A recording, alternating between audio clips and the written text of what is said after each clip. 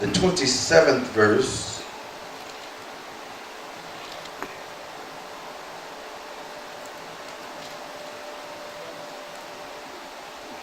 Says, come and let us sell him to the Ishmaelites, and let not our hands be upon him, for he is our brother. Amen. And our flesh. And his brothers were content. Amen. The 45th chapter.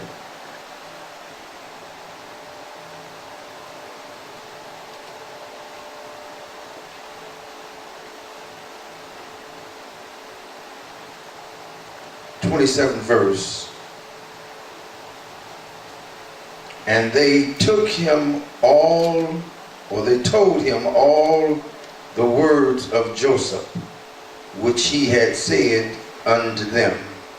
And when he saw the wagon which Joseph had sent to carry him, the spirit of Jacob there further revived.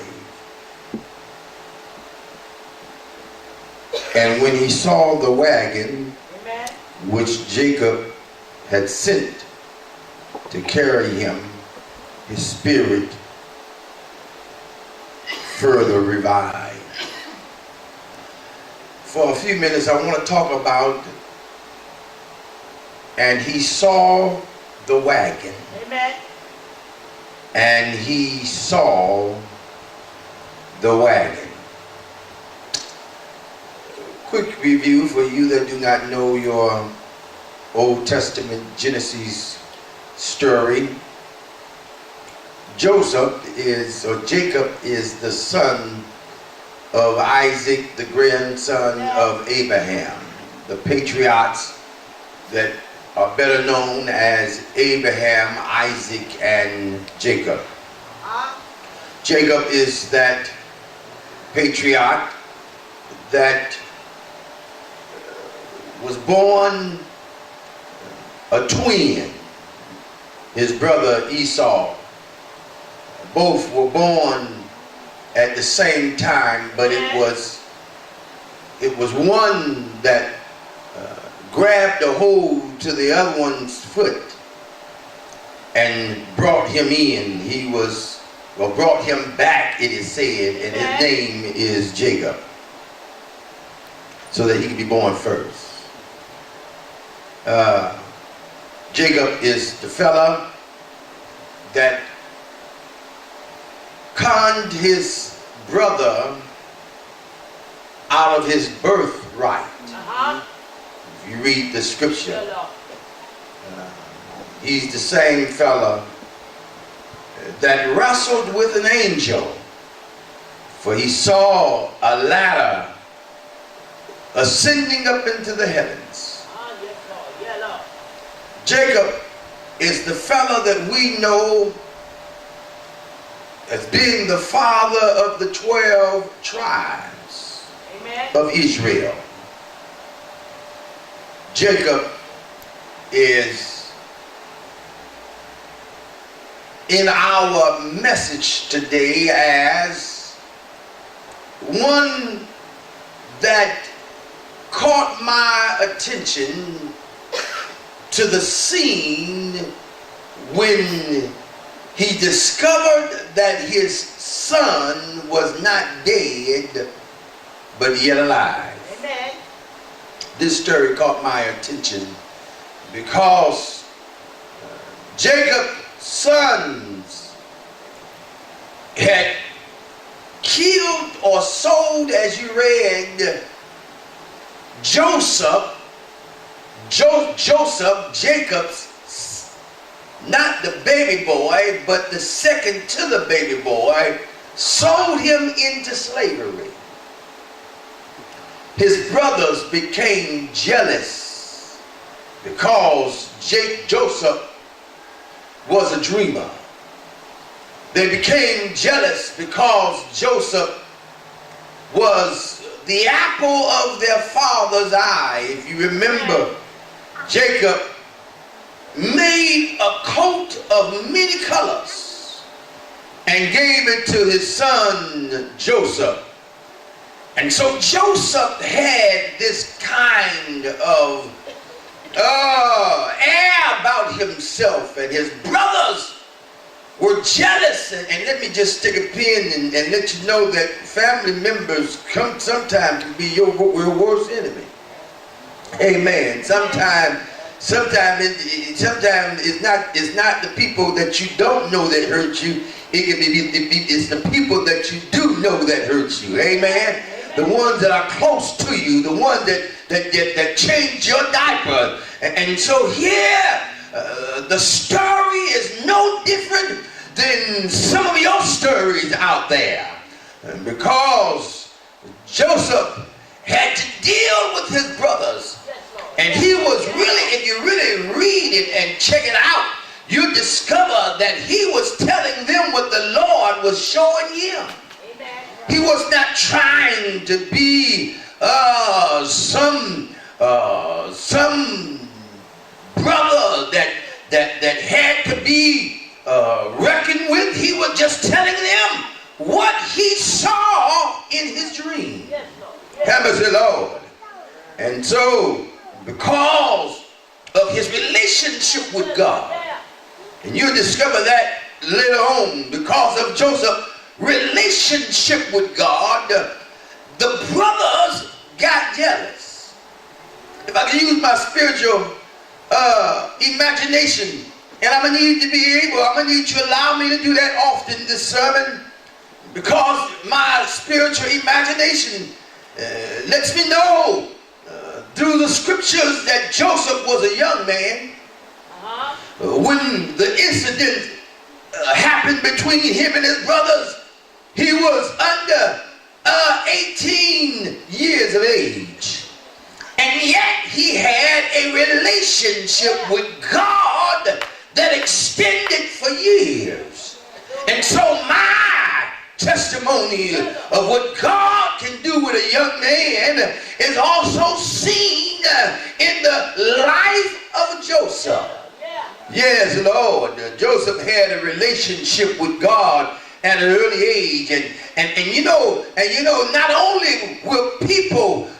can family members get jealous of you, but people will get jealous of you because of what God will do for you and through you. Yes, Lord. But I can't help if I love God. I can't help if I'm trying to live in his will. I can't help if God is showering down his blessings on me because I trust in him. Hey, there's no secret what God can do. If he did it for me, he can do it for you. At 15, 14, 13, 17, 16, he can do it. Amen. The Bible doesn't say give and it shall be given if you're 20 or 40 years old. He just says give. Amen. If you're 12 years old, give. If you're 13 years old, give. And I shall give it back to you 100-fold. Have mercy, Lord. And so Joseph is a witness. And so what happened? Let me go on, because I got to again use my spiritual imagination. Here, the brothers are going to kill their own brother. Joseph, they're going to, the first thing that came to mind was killing. But Judah came and said, wait a minute, let's not kill him. He's still our brother. Amen. Let's just sell him and tell Daddy that he was killed and show blood on his coat and let Daddy know that he had been murdered and or eaten by animals. Let's have Daddy. And so this is what got me. And I got to finish the story about Joseph. They did sell him. But this is what got me at the end of the story is that, well, let me go on. Okay, they sold Joseph into slavery. And Potiphar bought Joseph, one of Pharaoh's sergeants, soldiers. He brought Joseph into his home and used him as a slave, but he saw how God was blessing Joseph and how Joseph had favor with God. And so, since though he was in slavery, Potiphar allowed him to be the ruler of his house. Amen. Amen. Then that next time, the next scene we see is Potiphar's wife trying to make out with Joseph because of his looks. She tried to seduce him, and he loved God and he would not. And so she cried out, rape. Potiphar had him thrown into prison, and there he stayed, and there he interpreted dreams for the prisoners. And one day, one of the prisoners told Pharaoh that he had a dream about Joseph. Joseph came and told the dream to Pharaoh, and Pharaoh made him the captain, or what we call the vice president over Egypt. That's the story. And the interpretation of Pharaoh the kings was that there would be a famine in the land for 7 years. Y'all read the story. And God fixed it so that Joseph was in charge of the crops, the food, that which was placed in his hand, he had authority over. Just trying to tell you the story here. And then one day, in this terrible hour of lack of food, Jacob sends his son to Egypt to get some food so that the family can live. And lo and behold, there is their brother Joseph. They didn't recognize that it was Joseph, but Joseph recognized that it was them. And so, let me go on and tell you about the end of the story. How the brothers and Joseph, Joseph revealed himself to his brothers and asked about his daddy and asked about his younger brother. Then he told them, look, you go and bring my daddy to Egypt, and I'll take care of him. This is where my sermon starts, y'all, because the script says in the 27th verse that they told Joseph everything, or Jacob everything that Joseph had said. And I was wondering to myself, in my spiritual imagination, how in the world can these boys tell their daddy after some 13, 14 years, your son is alive, and we lied and told you that he was dead, but we sold him into slavery. What kind of fellows are these? What kind of brothers are these? What kind of people are these men allowing their daddy to suffer for these many years, wondering what killed his baby boy? My Lord, but you know, we got people out here that have no regard for life at all. My Lord, because I've discovered something. If you do not love yourself, you won't love others. Why? If you're not happy with yourself, you won't make no one else happy. My Lord, if you're not satisfied with yourself, then you cannot satisfy someone else. And here these boys lied to their daddy, and all these years they watched their daddy go through agony and crying over his boy. And now here he is. They tell him, Daddy, Joseph is not dead. Joseph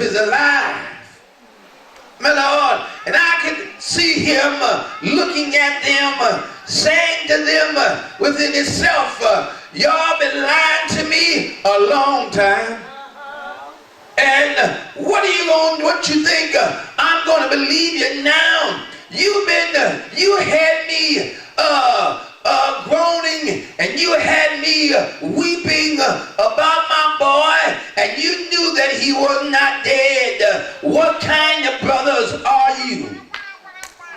But here go the Bible says in the 27th verse, it says, but when the daddy saw the wagon, when he looked at the wagon, he knew everything was all right. When he saw the wagon, it said that his spirit was revived. And in that 28th verse it says, and Israel said, it is enough. Joseph, my son, is yet alive. In the words there, when he said it is enough, he was saying, y'all don't have to say anything else. In other words, they were trying to convince their daddy that he was alive, and yet convince their daddy maybe that they didn't really mean to do what they did. But as I close, I want you to know when he saw the wagon, he saw something that was able to take him from where he was to where God designed for him. Yeah, the wagon represents a new place in life. Yeah, the wagon represents a new chapter in your life. Lord, somebody ought to look, yeah, Lord, at what God can do. And when you look at God, you will see the wagon. For the wagon is designed, yeah, Lord. And I chose to call the wagon the Word of God. My Lord, every time I feel like I can't make it, yeah, I turn my wagon on and I look at the Word of God that says to me, Caldwell, yeah, Caldwell, you can do all things because greater is He that's in you than he that's in the world. Well, Lord, he looked at that wagon and everything he needed to travel from where he was to where his son Joseph was in the wagon. Oh, Lord, everything from fresh water to fresh clothes was in the wagon. And when God sends a blessing to you, you will know that God blessed you. Oh, Lord, I hear somebody saying to me, I know that God blessed me. Nobody could have done this but God. Nobody could have turned my midnights into day but God. Oh, Lord, no. Nobody could have lifted me up like God lifted me up. Because whenever he lifted me up, he turned me around, placed my feet on solid ground.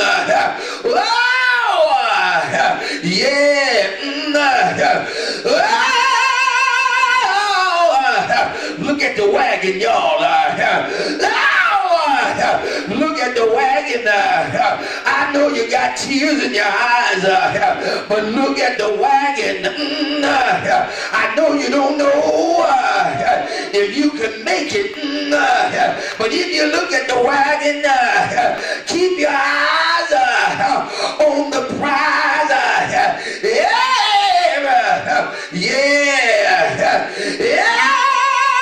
Everything, everything will be all right. Oh Lord, and I look at the wagon through Jesus Christ. It was Jesus who died on Calvary's cross. Yeah, Lord. When I think about sin, I see Jesus on that cross, and I hear the songwriter sing, what can wash away my sins? Nothing but the blood. Oh, Lord, he died. Yeah. Oh, yeah. He died. But Sunday morning, he got up, y'all. Oh, power. Oh, power. He saw the wagon. I see the wagon through the resurrection of Jesus. When I want to give up, I think about the stone that was rolled away. My Father in heaven cried out, oh, power. Yeah. Oh, power. Yeah.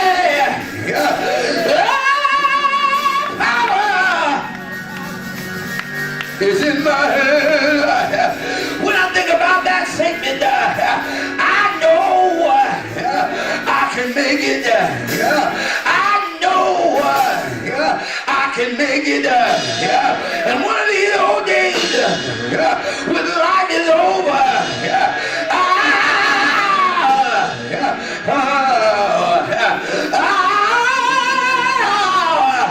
I'll fly away.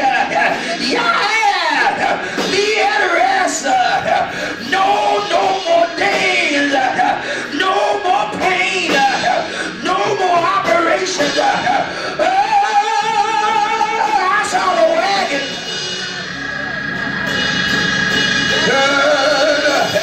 Just thought about it, y'all. I can hear Martin Luther King Jr.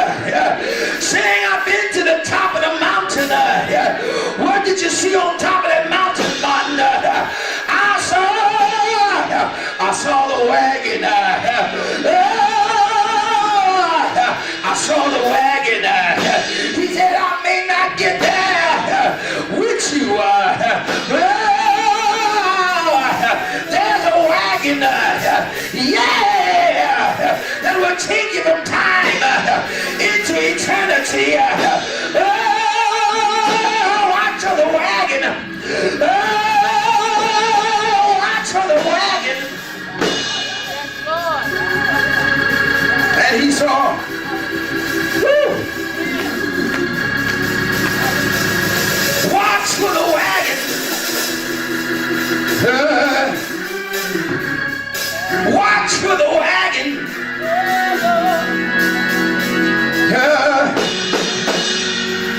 I told you this morning, he's the same God today like he was on yesterday.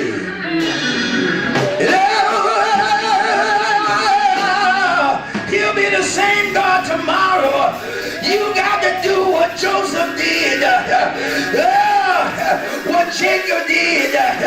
See the wagon. See the wagon. See the wagon. Thank you, Lord. And he saw the wagon.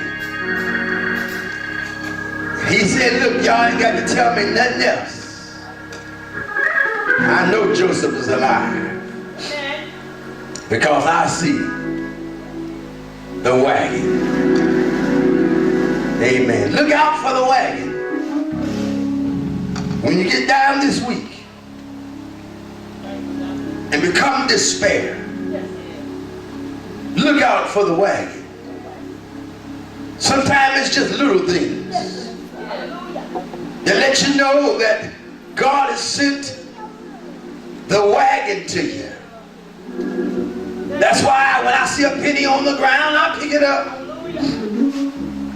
Because that lets me know that God has sent a wagon.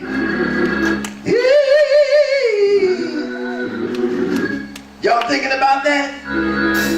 He'll send a wagon. Let you know that his blessings is on the way. Ain't that good news? When I want to give up, when I want to throw in the towel, God will send a wagon by.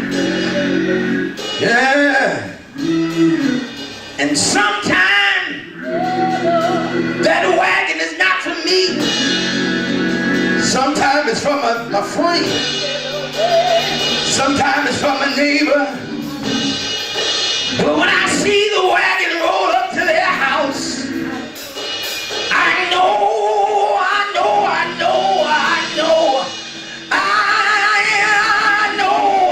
soon. At GNC Barbershop right here on Grand River and Vicksburg. This is my spot. This is my favorite barbershop. This is my barbershop. And I want you to be a part and come down to this place where it is comfortable, it is pleasing. You don't have to worry about guys coming in and out being high. This is the barbershop for you. And not only does my favorite barber, Grady, take care of my hair, but he wants to take care of your hair. This place got it all. If you look around, it's very comfortable. It's very pleasing. It's a place where you can feel safe. We have young people as well as older people in here. The music is nice. And then also you can get your shoes shine. Oh yeah, I'm calling all of the church people and the party people to come out here and get your shoes shine. They also can sell you some clothes. He's also, Grady is also part of the sock ministry.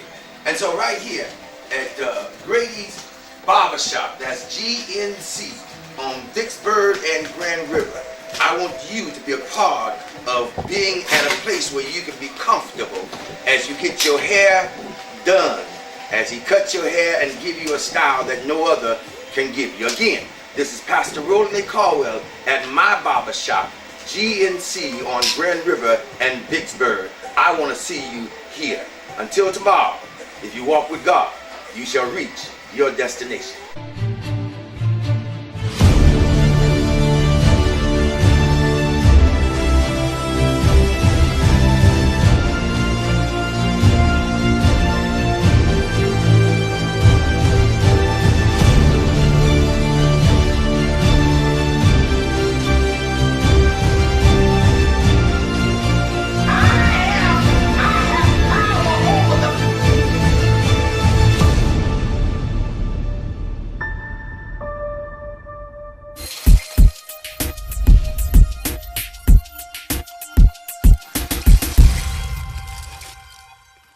What's up, everybody? This is your girl, Vicki Winans, and you're watching Bell Global Network.